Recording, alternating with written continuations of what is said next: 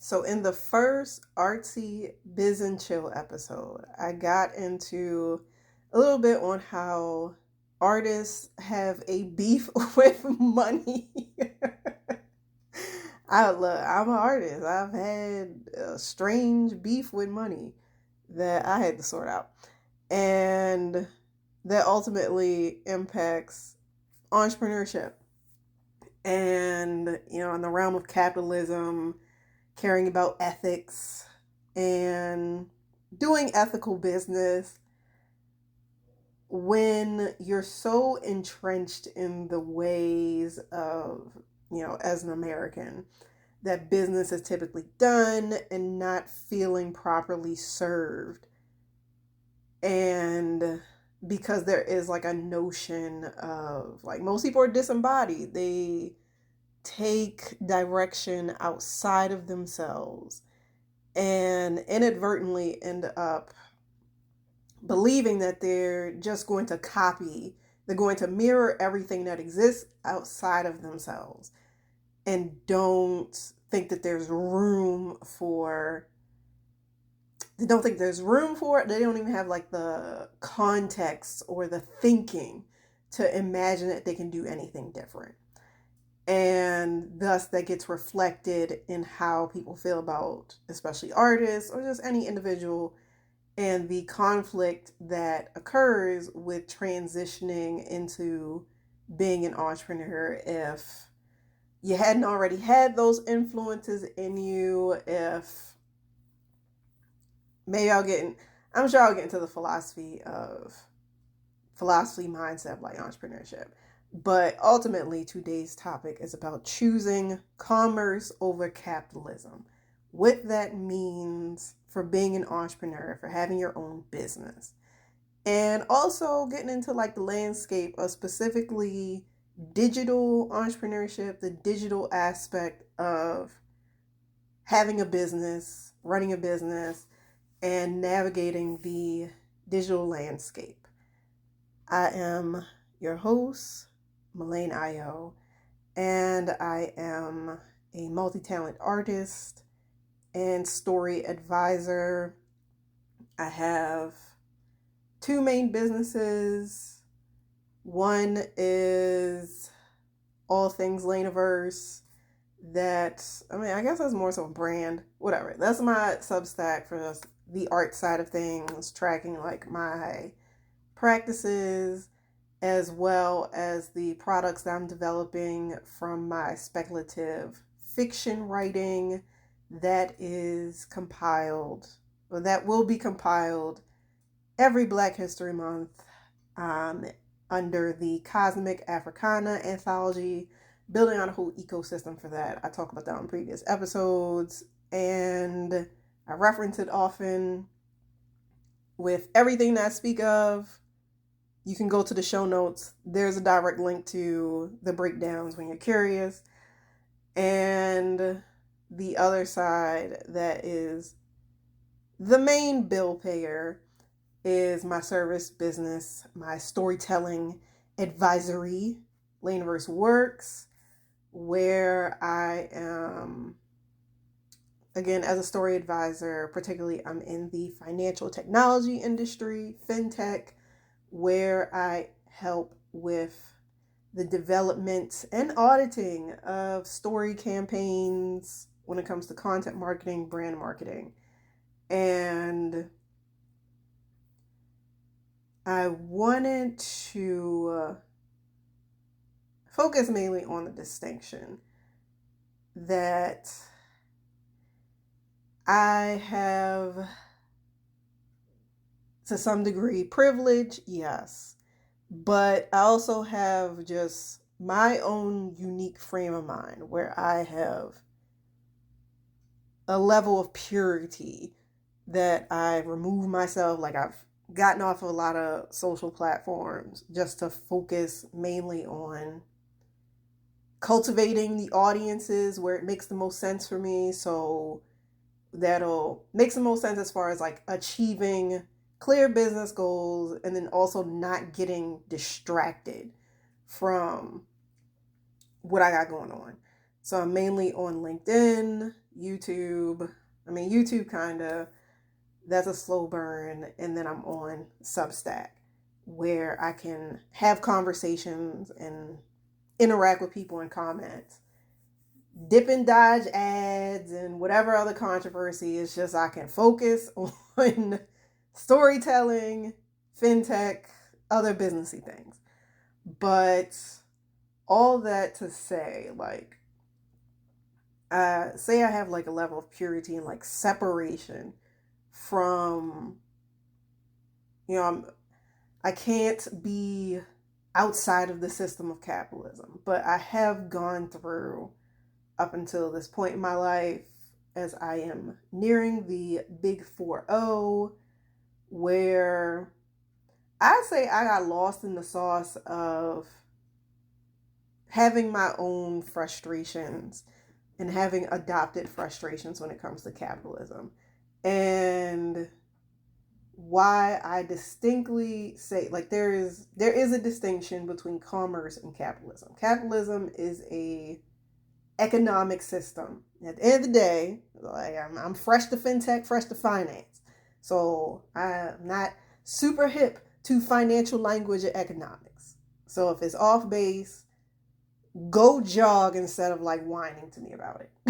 Like that's the thing with Americans. It's just like people is like, you get so wound up, you're incorrect. Like, find something else to do with all them feelings. Like that's why I've separated myself, because y'all get addicted to being outraged.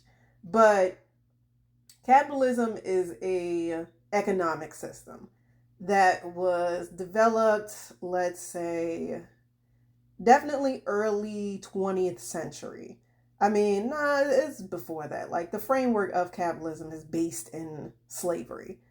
Slavery has occurred throughout time, particularly in the Western world. When we get into, I guess, the capitalism ideology was created and defined within the past 400 or so years. But when it comes to commerce, humans have always been doing commerce. Humans have always been trading with each other, because we're all in, like, the entire ecosystem of the world, the universe is interdependent. There is no being, there's no thing that can exist within a vacuum and produce all its resources on its own. You go to a grocery store, somebody else grew the vegetables, packaged the products, everything that's in the grocery store comes from another person. And it's all an intricate system. The aspect of money, like, my beef when people be talking about, like, because I got kind of lost in the sauce again, like, in this framework where people are so anti-capitalist that the shit that they be coming up with is just not grounded in anything. It's a lot of fantasy talk. And when it comes to enacting these things, there's nearly or over 8 billion people on the planet. We are globalized at this point. Bartering works on a local level, but, like, for me, I am a global citizen. I can't be wrapped up in local community stuff, because I'm not going to be here all the time. I got other places to go. I got other people in the world to talk to and do business with. So no, I'm not going to have my little backyard garden and see if I can swap some of my harvest for so-and-so's eggs. Like, that's just not feasible. So the purpose of money, because that's what gets mixed up, is capitalism has produced and continues to produce a lot of atrocities and difficulties for the human condition.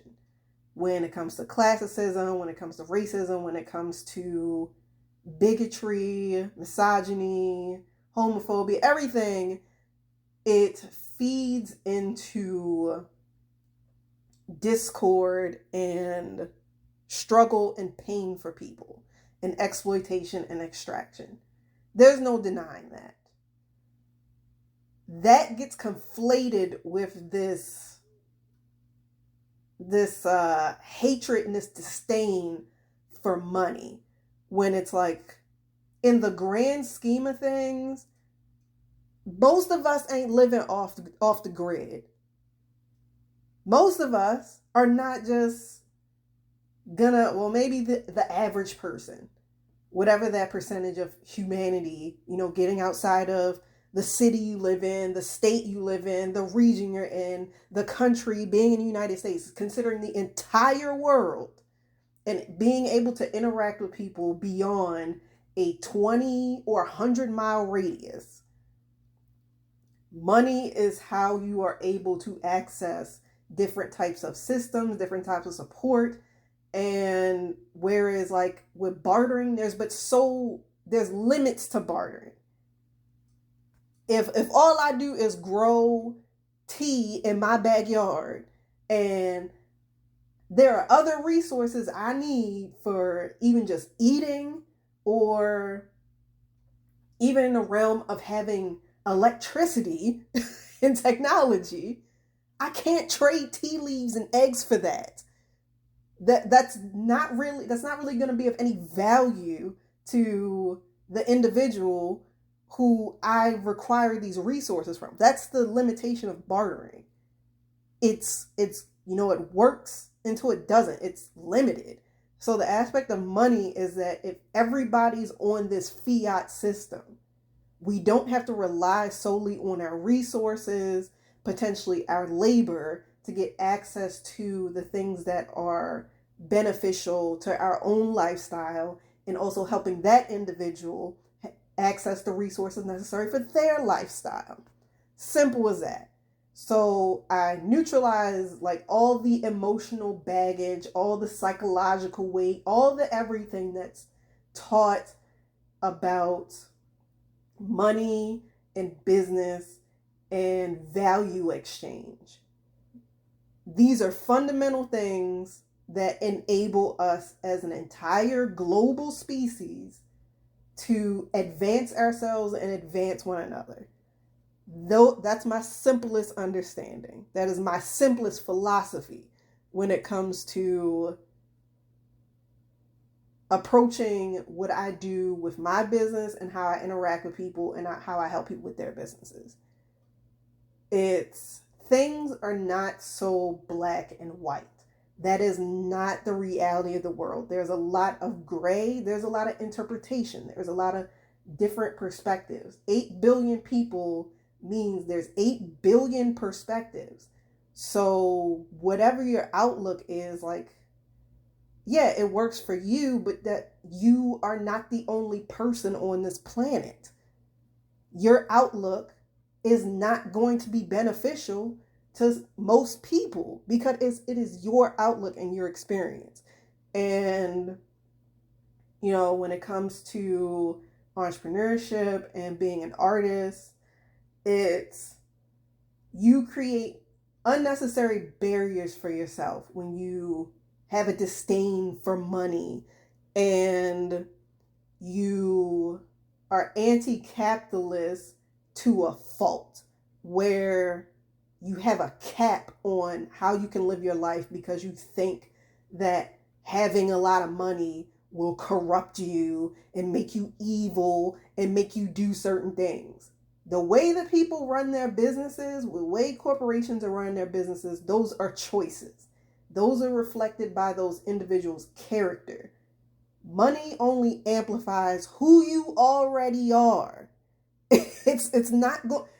There is, and that just gets into like a spiritual aspect of as within, so without. The outside reflects the inside. If you have no clear understanding or grounding of who you are on the inside, you're not deciding who you are, the outside will influence you because you have no foundation. You have no grounding, you have no boundaries, or you don't have strict boundaries with that internal understanding, so you are able to be easily swayed by what is outside of you. That is where the quote-unquote corruption of money and power comes from. But again, more often than not, who people say they are is based off of the current circumstances that they're in. So you don't fully know who's going on inside that individual. Prime example that comes to mind is Kanye West. Everybody talks about they miss the old Kanye and everything. And the way that Kanye is right now as a billionaire, right? Literally, my outlook, more than likely, is just facts. Who we see Kanye, that's how he's always been. But because he has the level of influence and power and money that he has, he doesn't have to cater to whatever type of systems or cater to whatever type of individuals, because he doesn't need anybody's permission or approval to do and say what he wants. So everything that he is now is what he's already been. And because of the level of access and money he has, it's been enhanced. You know, that to me, that applies to how Beyonce and her positioning is. It's when people have this disdain for her now, and versus when she was up and coming and, you know, she was doing interviews and everything. Yeah, she had to do that because she was building. She was doing the interviews. She was more involved with the public and everything because she was developing her role and her identity. She's established. She has more money now. So then when it comes to just the quality of her art and her experimenting beyond R&B and mixing in house, and you know, everybody's talking about with Act 3 that she's making a rock album, and then her exploring with country. Even when you get into Lemonade and how visceral and black that album is. And what was it, like the SNL skit when they was talking about like people discovered that Beyonce's black, and then just people losing their minds when she performed Formation during the Super Bowl and they were wearing Black Panther influence outfits or costumes. It's because she has that level of money. Now she can act how she wants to. She can be more, because like what, back when she was making music and everything, like for some reason, I guess outside of like hip hop, which was already controversial at the time and still the 90s and the early 2000s, is talking about being black upsets people. Talking about your black experiences and acknowledging that in your music and your creations is like offensive to people who aren't black, or for black people who are uncomfortable with being black. Like, that's controversial, apparently. So, like, in that same instance, it's sure that gets into the whole diatribe and think pieces on Beyonce being a capitalist, Kanye being a capitalist, all that. It's malarkey to me. Like, I know there's value in having those conversations. I used to partake in that, but again, like, I'm focused on getting my bread and growing my shit. So it's like, having those conversations ain't getting me paid. I can partake in them sometimes, but like the degree that people be pouring into it, there's no value to me. There's no value to me in the things that I'm developing with my life to partake in that. That is my choice. Do I deny the pop? Nope. Not going down that route of questioning blackness and all this bullshit. That's why I got my whole art brand is catered to black women. And I guess my other thing is like, I create a sense of escapism of like, it seems like our whole life as black women is about the problems that have come from us being black women in America and all the strife and the trouble and all that. And it's like, at some point you need a break. It's like people forget that you don't have to be obsessed or just centering our problems, because ultimately it's not about ignoring or fully avoiding it. It's draining. It is not feeding you to constantly be stressed and angry about these things. If you know how to transmute that energy into, again, nourishing you and moving you and our community forward, by all means do it. But nah, that's not what's happening here. But in any case,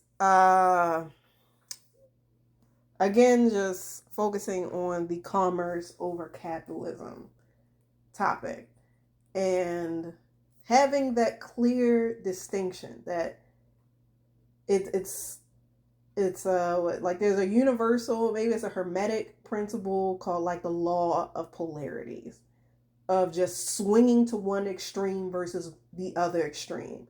You think that having lots of money is evil, so you don't want to have a lot of money because you think it'll make you evil and corrupt you and make you contribute to the bad in the world, when it's like, that's black and white thinking. Those are polarities.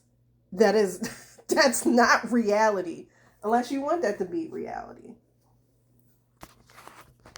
So my whole thing is, if you are trying to reconcile,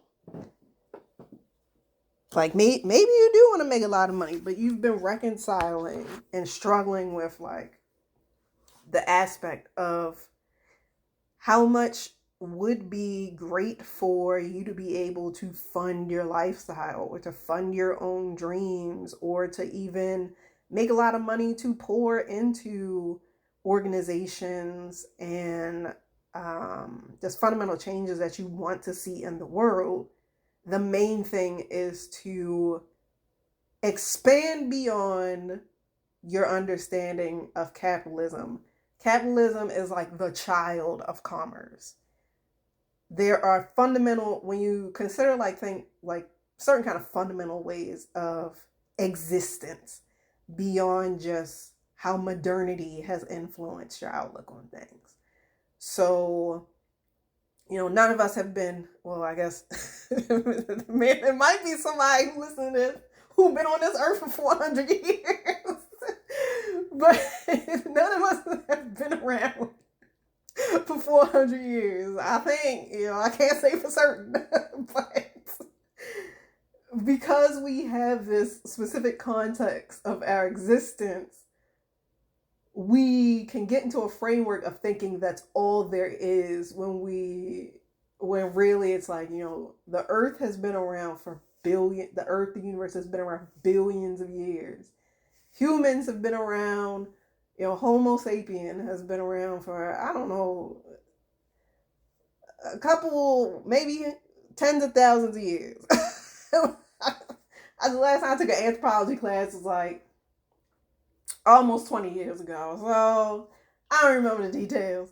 But the fact of the matter is like, there are certain fundamental things, like, humans, we need water, we need air, we need sun, we need food, we need to exercise, we need connection.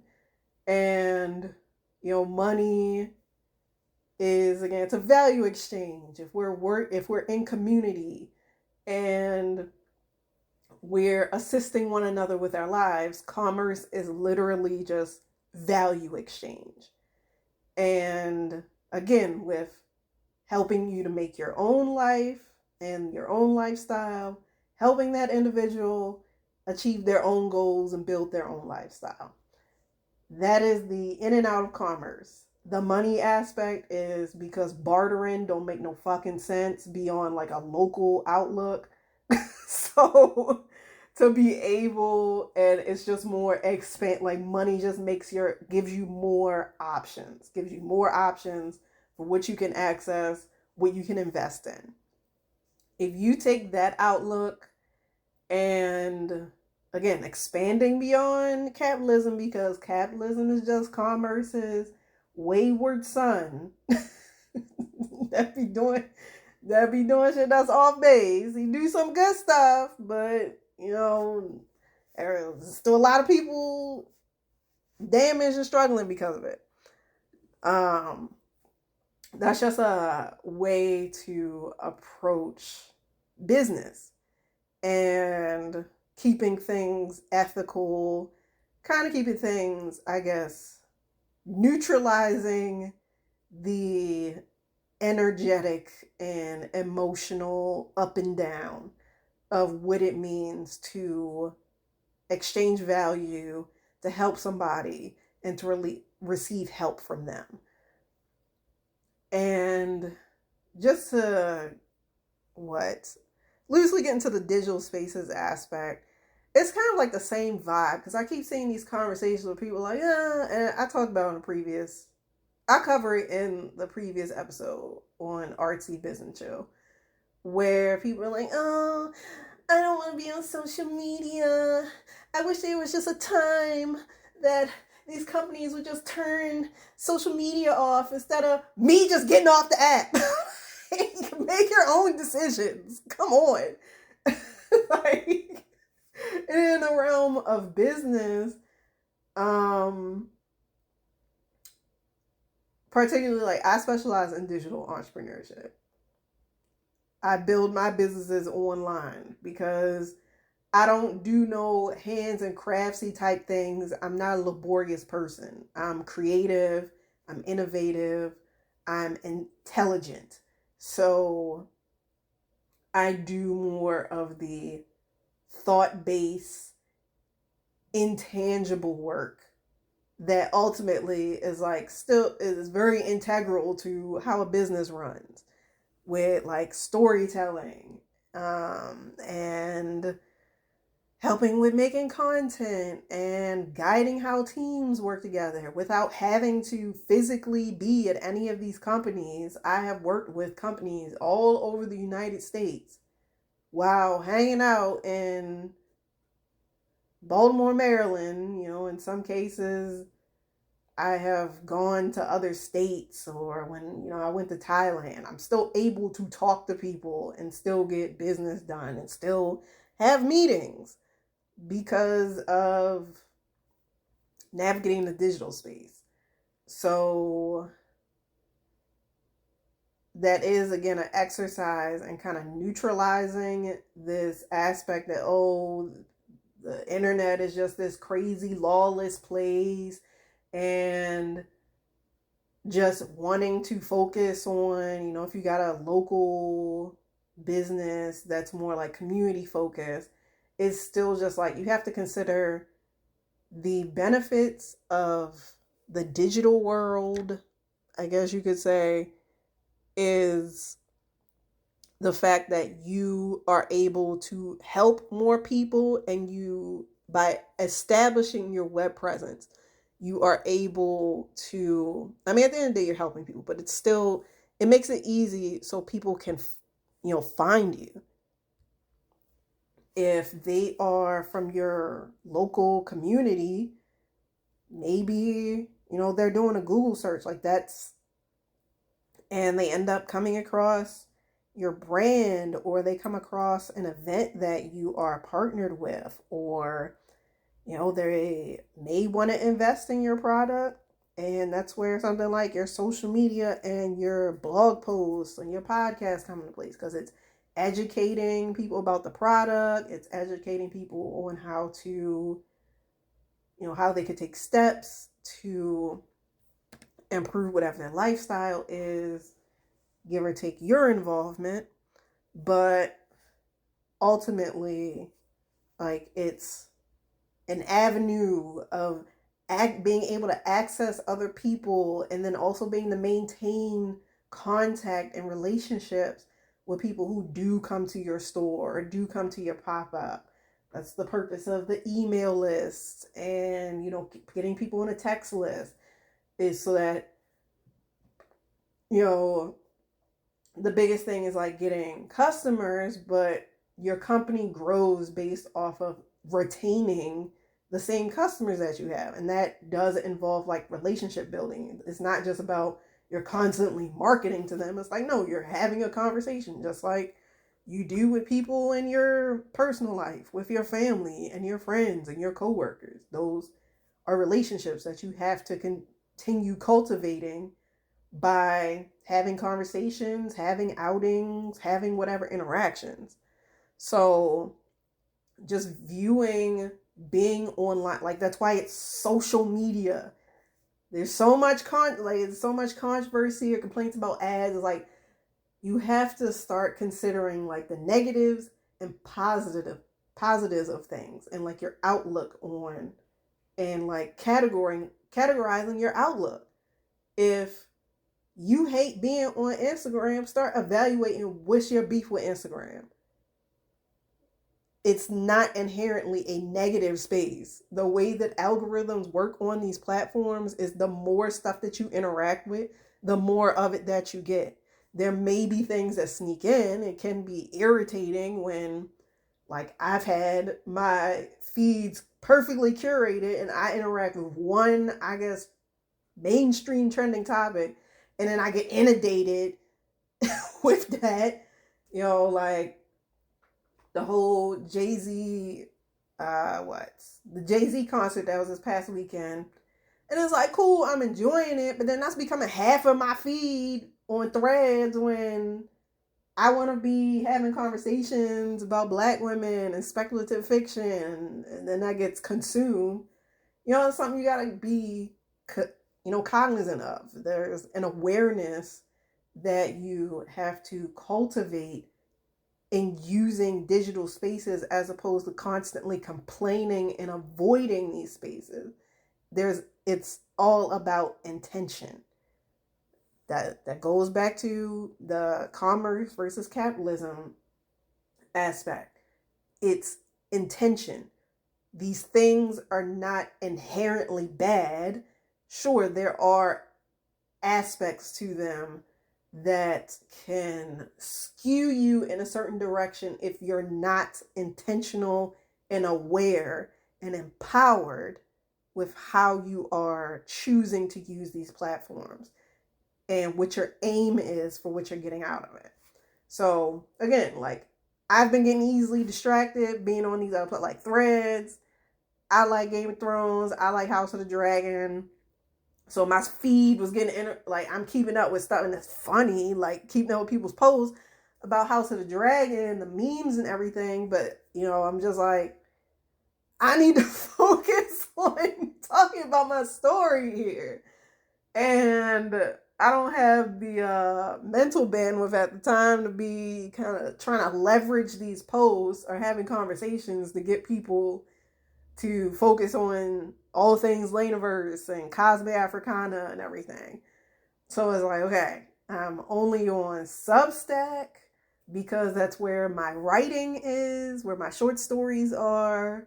So my target audience is Black women who like reading speculative fiction, who are having conversations about rest and wellness and art. Okay, I can stay focused on this on Substack. When it comes to the business side of things, let me just stay on LinkedIn.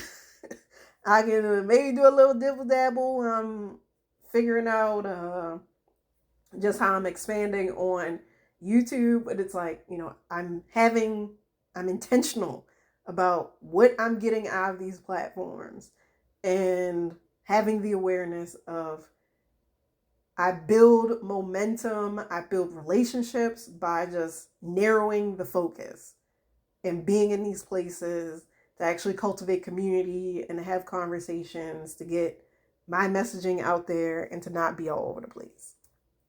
So that's long and short.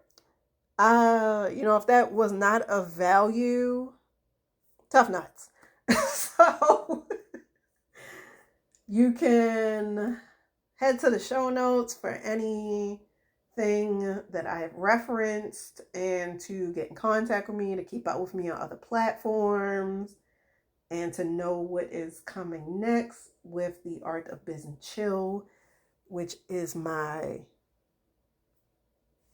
chronicling of entrepreneurship, soon to be travels, and how I am choosing commerce over capitalism in the most innovative ways. Every Wednesday and Friday, I have different segments. I got RT Biz and Chill. That's every Wednesday where I'm talking about the business side of my arts company and projects and products. Fridays, first, third, and occasional fifth Fridays are the standard Art of Biz and Chill episodes where I, cover whatever aspects about entrepreneurship and again, eventually travel because I am looking to get into travel UGC. So I'm leaning towards I'll start talking about that in September once I have some things set up. And then second and fourth Fridays are Fintech, Biz and Chill, where I am specifically talking about brand marketing, disruptive storytelling, innovative leadership, just my role as a story advisor and being informative to my client base in fintech. And yeah, soon I'll be on moving these episodes onto YouTube and then looking to put out one actual video because I'm just going to be putting the audio with a still up on YouTube for just the podcast episodes. But I will have original actual video footage of me weekly. That may be the move in August. We'll see. I just have to figure out what my what the focus is particularly for that. But yeah, if you're interested in checking out my short stories, that's on All Things Lainiverse. If you want to check out my book that I will soon be publishing on August 28th, Revitalize You with Afro-Feminine Escapativities, you can get the free chapter, and that comes with a guided meditation and journal prompts. You can sign up for that. And if you want to book a 20-minute call, if you want to just send me some sensible messages, if you want to comment, all of that accessible in the show notes. Be sure to follow me on LinkedIn, potentially send me a connect. Subscribe to the YouTube. And I will catch you on the next one. Deuces. For glory and pleasure, Malainayo. Out.